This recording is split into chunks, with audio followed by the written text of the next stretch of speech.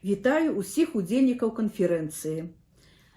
Я Денисенко Алена Петровна, навуковы супрацоўнік аддзела рэдкіх кніг і рукапісаў Цэнтральнай навуковай бібліятэкі імя Якуба Коласа Нацыянальнай акадэміі навук Беларусі.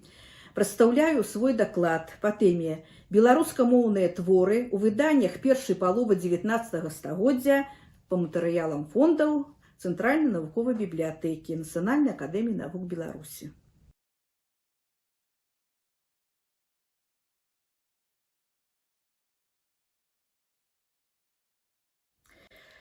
У пачатку 19 стагоддзя на тэрыторыі Расійскай імперыі умовы для беларускага кнігадрукавання былі вельмі неспрыяльныя.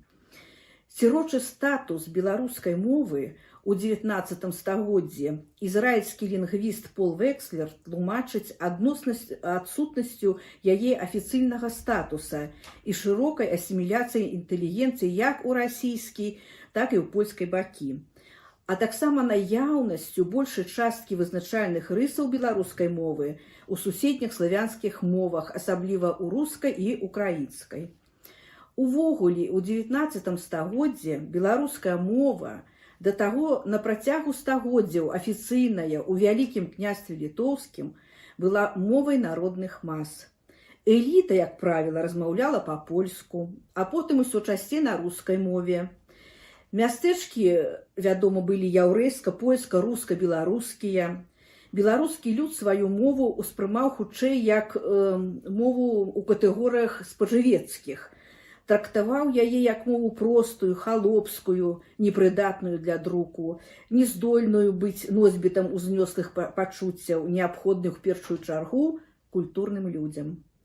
З цягам часу беларускае друкаванае слова паступова пачало звяртацца праз польскае пасрэдніцтва.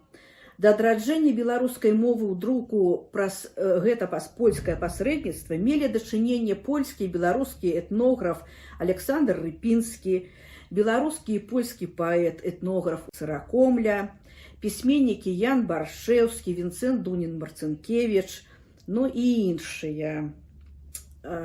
Беларускамоўныя творы распаўсюджваліся таксама ананімна ці друкаваліся за мяжой. Напрыклад, пасля паўстання 1830-31 гадоў у эміграцыі выйшла манаграфія Александра Рыпінскага «Беларусь. Некалькі слоў о паэзіі простага люду». Яна выйшла ў Парыжу ў 1840 годзе. У друкаваных польскамоўных выданнях 19 стагоддзя сустракаюцца ўключаныя ў гэтае выданне беларускамоўныя тэксты лацінскім шрыфтам. У якасці прыкладу кніга з нашага фонду «Даследаванне беларускага гісторыка, этнографа, краязнаўцы, аднаго з заснавальнікаў беларускай навуковай археалогіі Еўстафія Півіча-Тышкевіча. Апісанне барысаўскага павету». Кніга выйшла ў віленскай друкарні вядомага ў той час рэдактара і публіцыста Антона Марціноўскага, аздоблена гравюрай Языпа Зямблоўскага пад назвай «Сяляне з барысаўскага наваколля». На тытульным лісце экземпляра прадстаўлены аўтограф Еўстафія Тышкевіча, а таксама ўладальніцкі запіс С. Щербаков. У 70-х гадах мінулага стагоддзя гэты асобнік у складзе кнігазбора беларускага гісторыка Щербакова трапіў у акадэмічную бібліятэку.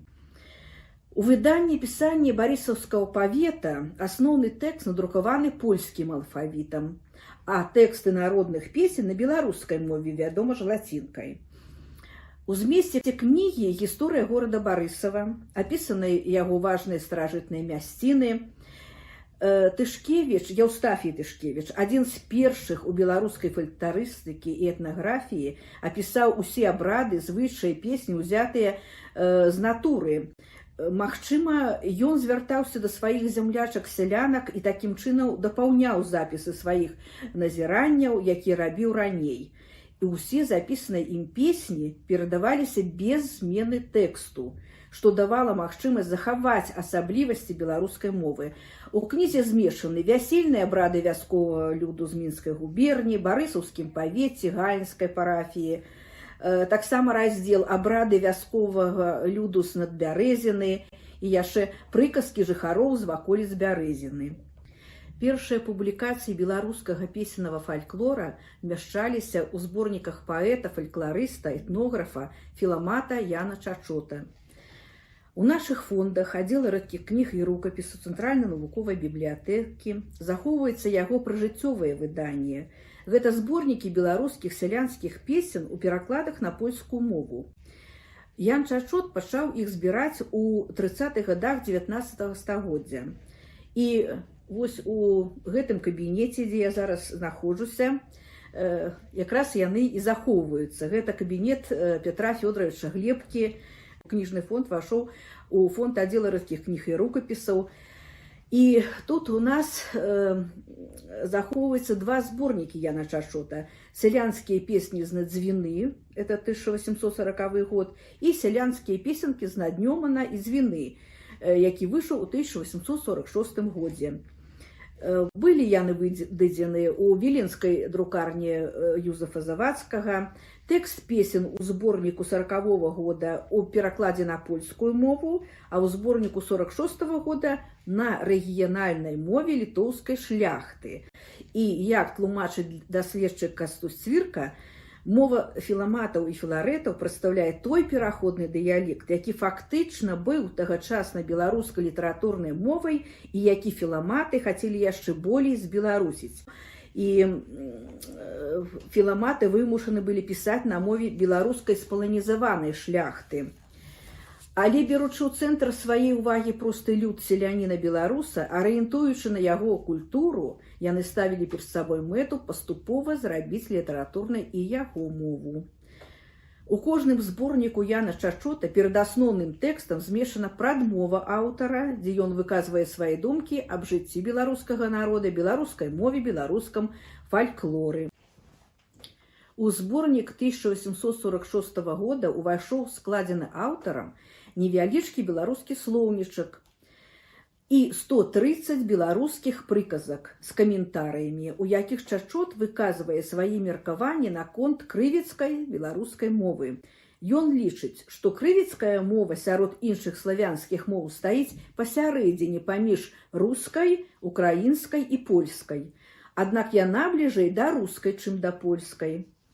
Да адраджэння беларускай мовы ў друку праз польскае пасрэдніцтва меў дачыненне Вінцэнт Донін-Марцынкевіч, які пісаў і па-беларуску, спачатку лацінкай, потым кірыліцай, і па-польску. Сваю творчую дзейнасць ён пачаў з оперных лібрэта. У нашых фондах захоўваецца прыжыццёвае выданне Доніна-Марцынкевіча, якія выходзілі на працягу 1846 па 1861 годы. І сярод іх лібрэта оперы «Сялянка», вершаваная аповесць «Гапон», зборнікі «Цікавішча прачытай», «Дудар беларускі». Вядома, што беларуская мова была афіцыйна непрызнаная. Таму пісьменнік друкаваў змешаныя зборнікі беларуска-польскія ці польска-беларускія.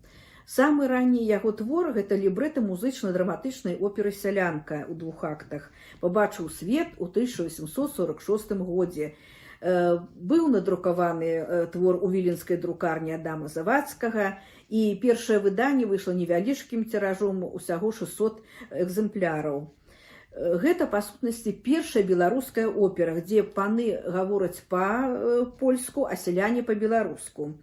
Асобнік гэтага выдання прадстаўлены канвалютам, у якім разам з «Сялянкай» пераплецены зборнік твораў Доніна-Марцынкевіча «Цікавішся прачытай» і творы польскіх пісьменнікаў. Зборнік Доніна-Марцынкевіча «Цікавішся прачытай» выйшаў у 1856 годзе друкам Йокеля Дворца, і прысвечаны ён быў маршалку бабруйскага павета Александру Лапу. Вядома, што Лапа Александр Набельнікаў быў маршалкам бабруйскага павета, пазней менскім губернскім маршалкам. Ён быў апошнім, каго выбірала самастойна тутэйшая шляхта. Пазней на гэту пасаду прызначаліся толькі царскім урадам. У разуменні паэта Лапа з'яўляўся ідэалам памешчыка. У зборніку «Цікавішча прачытай» змешчаны прадмова-зварот да Александры Лапы.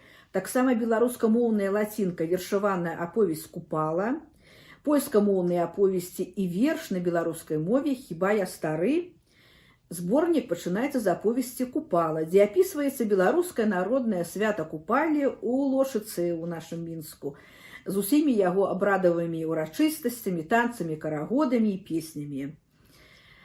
У 1850-е гады ўпершыню ў Мінску выйшлі з друку паэтычныя зборнікі Вінцэнта Дуніна Марцінкевіча, у тым ліку вершаваная аповесць «Гапон», якая, дарэчы, з'яўляецца першым вялікім творам пісьменніка, напісаным цалкам на беларускай мове.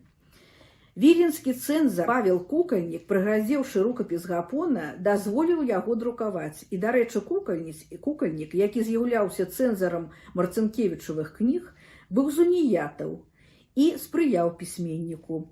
Гэта з яго згоды пабачылі свет усе марцінкевічавы кніжкі. Выданне Гапона выйшла накладам Йокеля Двораца сумесна з мінскімі кнігарамі братамі Бэйлінамі ў 1855 годзе. Выданне аздоблена 2 гравюрамі мастака Карнеля Бржэцкага, літаграфіраваліся малюнкі мінскім майстрам Фалькам. Фірменныя знакі літаграфіі Фалька прысутнічаюць на ілюстрацыях зборніка. Там жа прачытваюцца ініцыялы нейкага мясцовага майстра-гравюра, які непасрэдна выконваў заказ. Экземпляр Гапона паступіў у аддзел рэдкіх кніг і рукапісаў у 70-х гадах мінулага стагоддзя. І набылі мы яго ў букіністычным магазине Ленінграда па цане 187 рублёў 50 копеек. А гэта адзначана на экземпляры зборніка, што ў тыя часы было вельмі нетанна. Дарэчы, некалі кніга належала вядомаму бібліяфілу Паўлу Вікенцевічу Губару, аб чым сведчыць яго экслібрыс на форзацы.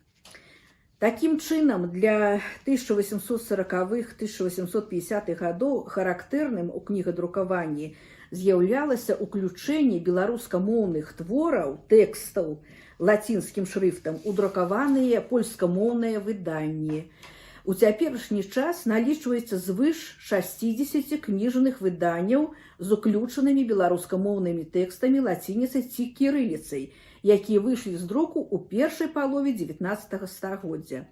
Таксама вядома, што ў гэты час друкаваліся і першыя асобныя выданні цалкам на беларускай мове, у большасці лацінскім шрыфтам.